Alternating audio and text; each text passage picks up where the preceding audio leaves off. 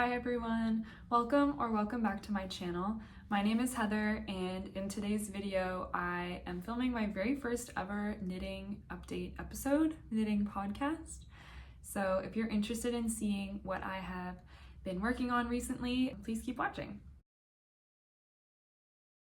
In today's video, I will be showing you a finished object, some projects that I am working on at the moment, and some projects that I'm hoping to get started in the next little while. So yeah, let's jump right into it. Let me show you my very first finished object. It is this balaclava, a very lovely green-gray balaclava. I knit this for my partner. It was inspired by a really heavy movie, actually. If you have seen it, you will know how intense and challenging it is to watch. This balaclava was inspired by All Quiet on the Western Front, which is a really excellent movie in my opinion, but again, very heavy, very intense. So just be prepared if you're gonna watch it. But anyway, this is, sort of inspired by like a wartime balaclava. I know balaclavas became really popular last year, and lots of knitters and crocheters have been making a really cool kind of modern style balaclava with kind of like a hood and an opening for your face at the front. This one is definitely more of a traditional style balaclava where it's just like a ski mask. You just have a little opening for your eyes. And when you wear this, you can cover your whole nose and just have your eyes open to the air, or you can pull it down so that your whole face is open to the air as well. This is meant to just be a really warm piece, and I knit this without a pattern. I tried to find a pattern and I just couldn't find anything that was the style that I was hoping to knit.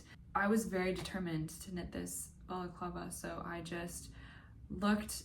I used that movie as inspiration. I tried to figure out the construction of those, and I think that I did the construction differently than in that movie, because theirs looked sort of like they were garter stitched up at the top. I don't know where they got those from. I don't know if someone knit them for the movie, but yeah, I definitely didn't do that construction just because I wanted it to look kind of seamless, and I wanted it to look ribbed all the way up the entire balaclava. So I also found one other photo of like a classic traditional style balaclava on Pinterest. I definitely used that for inspiration as well. How did I do this? How did I knit this? I went and bought some alpaca yarn. I bought 2 different colors in the same weight. This is all I have left of that original yarn purchase. This is only one of the colors. This is the dark gray color. So yeah, this is the Drops Alpaca in the color 506, dark gray. And I held one strand of this dark gray together with another color of the same Drops Alpaca yarn. The other color was called Forest Mix, I believe. And that's how I ended up with this sort of gray-green marled color that hopefully you can see. I don't know if the green is picking up on camera, but I actually really love the way that this turned out. It doesn't jump out at you, the difference in color, but it's there enough that it gives this balaclava some visual interest, which I really like. This balaclava looks really strange when it's not on your head. It looks really long, and it just doesn't look like it would fit nicely. It looks like you've got to have a really ginormous forehead for this to fit you, but I promise it does fit because it stretches so much. It starts to be regular head shape once you put it on and it stretches out. I knit this in I think it's a 2x2 rib, and I started to decrease as I got closer to the crown.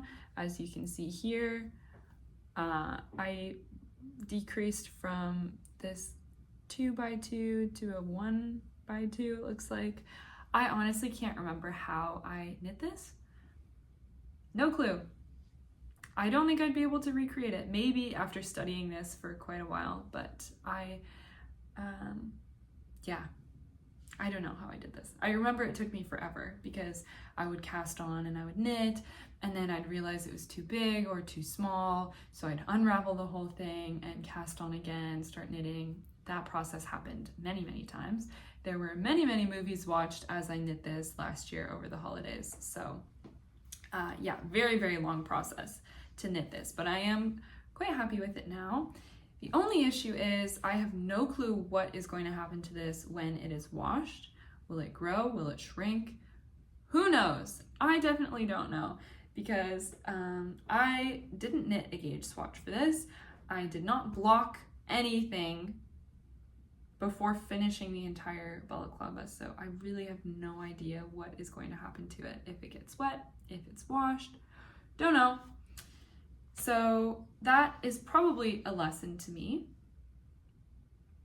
about blocking or at least washing my gauge swatch to know how the garment will grow and change after washing. So that is a bit of a risk with this one, but this was one of the very first things I ever knit, so I just didn't even know about that, did not consider it, so hoping that it turns out okay. So yeah, I already went over the yarn that I used to knit this. The knitting needles I used a set of double pointed needles in 3.75 millimeters or US 5.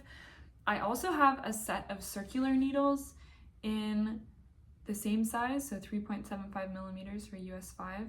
And I think I tried using the circular needles for a little while knitting this balaclava, but I had to use the magic loop when I was using those circular needles because they're so long. I'll try to, where did I put those? Okay, yeah, so these are the double pointed needles that I used. These are the circular needles, both the same size, same brand, same exact material. But I found the cord on the circular needles to be a little too long for knitting in the round for a balaclava. This is larger than the circumference of your head, obviously. So yeah, I had to use the magic loop. I hate using the magic loop.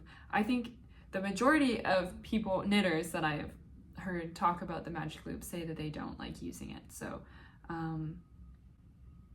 I didn't have great success with using the magic loop. I did try, but this just didn't work for me. So yeah, I'm pretty sure I used double pointed needles to knit the majority of the balaclava, especially in the decrease rounds.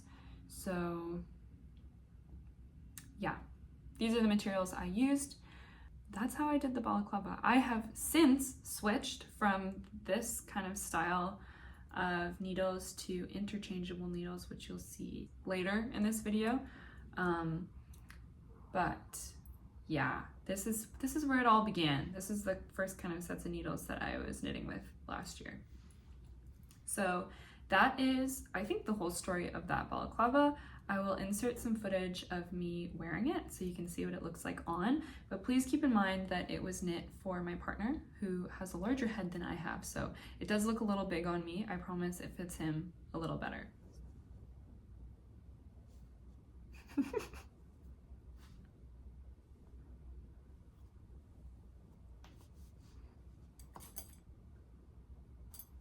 I look sort of silly with my tank top. Anyway, that is what it looks like. It is a little bit big on me. It's not made for my sized head, so it is definitely a bit bigger. But I think this fits my partner pretty well. So I'm fairly happy with how this came out. It does look weird when you're not wearing it, but when it's on, I think it turned out okay. That was my only finished object. I'm gonna move on to my first work in progress now. First work in progress is this sweater right here. It's this navy blue, chunky fish sweater. So I knit this over the summer after a very long process of trial and error with crochet sweaters. Very, very long story. If you'd like to see the whole story and the whole progression of this sweater, please check out my knitting a sweater video. I will link it somehow so you can watch that if you're interested in seeing how this sweater came to be. This was knit with a super bulky yarn. I used this Lion brand yarns Wool Ease in the color navy. The color number is 110. So this is what I used, and to knit the sweater I used a pattern from Lion brand yarns website. The pattern is called Cozy Campfire Sweater, and the pattern does actually have a cozy campfire pattern or design on it. I ditched the pattern and I ditched the campfire design and I just used the knitting pattern for the structure of the sweater, but I did no color work. It's all just knit in the navy blue. And then I added on the fish pattern with the duplicate stitching method after I had already knit the whole sweater. I knit this sweater with US 17 size needles, so that's 12.75 millimeter needles, which is quite large, and it gave me this very chunky kind of loose, kind of holey result. Yeah, this isn't finished only because I haven't woven in this last end, but other than that it is completely done. I have knit the whole thing. I just have to weave in those ends. I think I probably will. I said in my sweater video that I was considering like unraveling this. I probably won't unravel it. It's completely finished and it is pretty cozy to wear. The only issue is like the gapping at the top. But I think as long as I wear a dark color underneath, it's not super obvious. I just don't want to have to undo this. And even if I weave in my ends and I wear it as a sweater for a little while, I do always have the option to unravel it and reuse the yarn. So I think I will finish this one and keep it as is, maybe wear it a bit this winter. But yes, the thing that I wanted to mention about this sweater, apart from its existence, is the yarn that was used to do the duplicate stitching for the fish pattern on the front. I have a bunch of this yarn left over and I have a few different colors. So I'll show you that yarn now. This is the color that I added the duplicate stitching to my fish sweater with. Just a nice light cream color. I do have these two other colors as well. I've got this like beige, light brown taupe color, and also a cool gray as well. So these are the three colors I have in these yarns.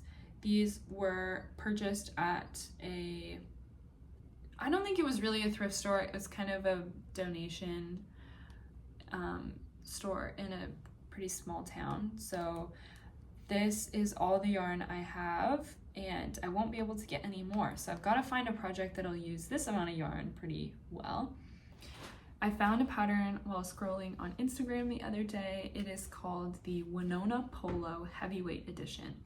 And I think that will be a good pattern to use for destashing this collection of thrifted yarns that I have. I'm still struggling a little bit with understanding yarn weights and determining yarn weights without the label. So I'm guessing that this thrifted yarn is somewhere between a 4 weight, so like a worsted weight yarn, and a 5, which is a bulky. It's gonna be hard for you to see on camera, but if anyone knows what yarn weight this is, I think it's probably worsted weight. I'm guessing. So if it is worsted weight, that is perfect for the Winona Polo Heavyweight Edition. And in her pattern, she has 2 different color striping options, and one of them uses 3 colors, and I think the proportion of colors used would match the amount of yarn that I have pretty well. So I'm thinking of knitting that one with these yarns. I'm not sure what size I would do it in yet. It is meant to be oversized. It would be really nice if I could knit it in a size that both my partner and I could wear. So I will look into that. But that is something I'm interested in knitting in the next couple weeks with this yarn, just to use it up. And I think it would be a really great pattern for this style of yarn. It looks like the right size. The colors I think would work really well. So yeah, I think that'll be a new work in progress for me sometime soon, but I do have to go purchase the needles for that project because I don't have a very extensive collection of knitting needle sizes yet. So yeah, I'll have to go out and buy that before I can get started on this project, but hopefully I can get this one started pretty soon. Okay, so that is the fish sweater and the polo that I'm hoping to knit with the leftover yarn. The next work in progress I'm very excited about. It is my Friday Slipover by PetiteKnit. This is where I have gotten to so far. So I have knit the whole front and back panels for the shoulders. I've joined the shoulders, and I am now working the rest of the body in the round. So you can see my needles that I'm working with here are the, it's a set of interchangeable needles. I think it's called Lykke. I'm not really sure how to pronounce this brand. It means happiness in Norwegian. I should probably just look into how to pronounce it, but anyway, I am knitting the Friday Slipover in the 4mm needles, needle tips. These are the 3.5-inch long tips for the interchangeable cord, and the cord I'm using is the 100cm cord right now. You'll also see lots of little stitch markers on this Friday Slipover. I just purchased these the other day because I had a bunch of plastic stitch markers from a crochet hook set that I purchased a few years ago. But over time, all of those stitch markers have disappeared. I'm down to 3. I'm sure I started with at least 20, and I have no clue where the other 17 have gone. So I got a set of Cocoa Knits metal stitch markers. I think these will be good because they have sort of like a safety pin, I don't know what you'd call that, clasp, or I don't know. So you can attach them onto existing work, or you can also slide them onto your needles because they also have this little round section. So I'm trying these out. I have marked every once in a while around my work in the round, just to double check and make sure that I am doing the right type of stitch in the right place. Even though I have this system of trying to check in with myself, I still managed to get the last couple rounds wrong. This is knit in a broken rib stitch, which I've never knit before. This is my first time knitting in that kind of stitch, but basically you do one round or one row of knit, and then the following row is a 1x1 rib, so knit, purl, and then you end up with this really cool broken rib pattern. Yeah, so I'm gonna have to unravel a couple rows and do that again, because I think I did 2 knit rows instead of breaking the rib. So yeah, I'm gonna have to go back and fix that. I have had to go back and, I think it's called tinking when you like knit backwards. I've been tinking quite a bit on this project so far. It is one of my first knit projects, and it is the smallest I have ever knit. So, well, I guess not, because the Balaclava was smaller, but this is the first like small knit project where I'm following a pattern, so I really have to make sure I do it properly. Yeah, so I'm gonna have to unravel and fix that, and then just keep knitting in the round to finish up the rest of the body of this vest. So that's where I'm at with the Friday Slipover. I am knitting this in navy blue, as you can see. I'm holding 2 yarns together. I'm holding together the Berroco Ultra Wool Fine with the Tynn silk mohair to get this nice kind of fuzzy and warm effect. So I'll show you the yarns that I'm using. You can find out more about this vest. I made a whole separate video talking about why I decided to knit that vest and what vests I made before that one. So yeah, go ahead and check out that video if you want to see my crocheted wisteria vest as well. But yeah, back to the yarn I'm using. So this is the Berroco. This yarn ball is getting pretty skinny. But yeah, this is the Berroco Ultra Wool Fine in the color 5365, which is this nice navy blue.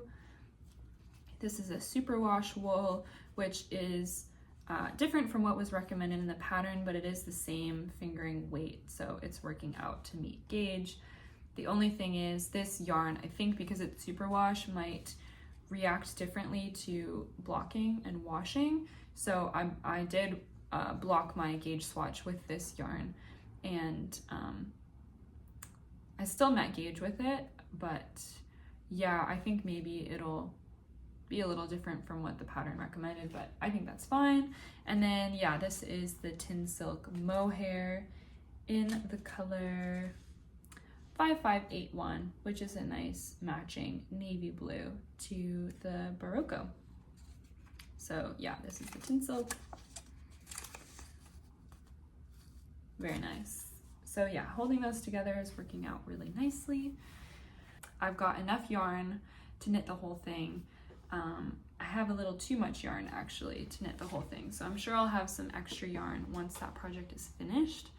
And I have been thinking about what I might be able to make with the leftover yarn. I was looking on PetiteKnit's website and found the Oslo hat Mohair edition, which I think would work really well for the leftover Berroco superwash wool and the Tynn Silk Mohair that I will have after finishing off this vest. So I'm thinking of knitting that Oslo hat with my leftover yarn.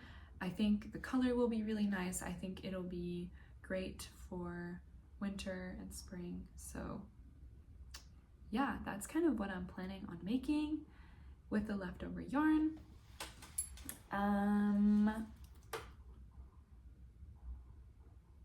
The only other thing that I am hoping to start is a sock knitting project. So I did consider using my leftover Berroco superwash wool for knitting a pair of socks because it is fingering weight yarn, which is the right kind of weight for a sock.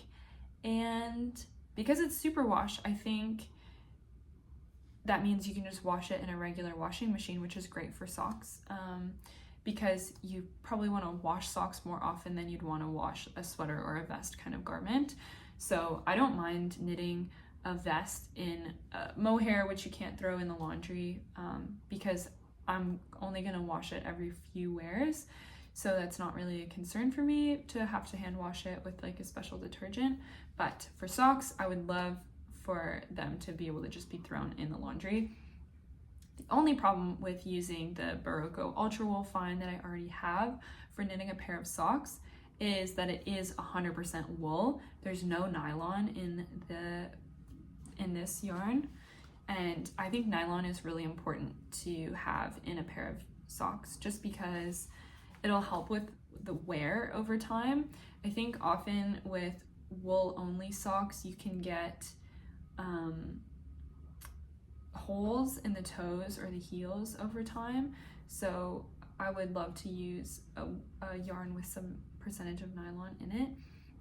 I have heard that you can just buy a thread of nylon and hold that together with your wool yarn so that they wear better over time. But I'm also thinking maybe I don't want to knit a pair of navy blue socks. I think the navy blue would be better for a hat, and I might buy a specific sock yarn with the percentage of nylon that you need for a good pair of socks, and I might get a lighter color, maybe a nice cream color or maybe a light gray. I think that would be a really nice color for a pair of socks, or maybe I'll do something funky with like a marled, I don't know. So yeah, sock knitting is definitely on my list for something to try because I've never knit a pair of socks before. So I think that could be fun. I will have to buy new needles for that just because I don't have small enough needles for sock knitting. But I could add another set of needle tips to my interchangeable needle collection for knitting the socks potentially. Or maybe you're supposed to use double pointed needles for sock knitting. I don't know. So anyway, that'll be like later. But I think sock knitting could be potentially a good holiday gift. I'm not sure how long it would take me to knit a pair of socks. I feel like it would probably take me quite a while, but we'll see. So yeah, I've got 1 finished object, 2 works in progress on the go right now, and 3 projects that I'm hoping to start in the near future. So yeah, lots of knitting going on for me this season. Anyway, I think that's everything I have to share with you today. So if you'd like to see how my Friday Slipover turns out, I'm hoping that will be a finished object in my next video. If you'd like to see those future knitting updates, please go ahead and subscribe to my channel so that you're notified when those videos come out. Or maybe you don't get notified when you're just subscribed. Maybe you need to hit the bell. I'm not really sure. Anyway, yeah, so please feel free to follow along with my knitting journey, or you can also follow my Instagram where I post updates on the projects I'm working on. So yeah, hopefully I'll get that Winona polo started with the thrifted yarn, and I'll get started on the Oslo hat once I finish off my Friday Slipover. If you have any tips for me for knitting, please leave them in the comment section below. I am a fairly beginner knitter, I would say, and so any tips or tricks you have for me are welcome. Thank you so much for watching. I really hope you enjoyed today's video. I hope you have a lovely rest of your week. Take care. Bye.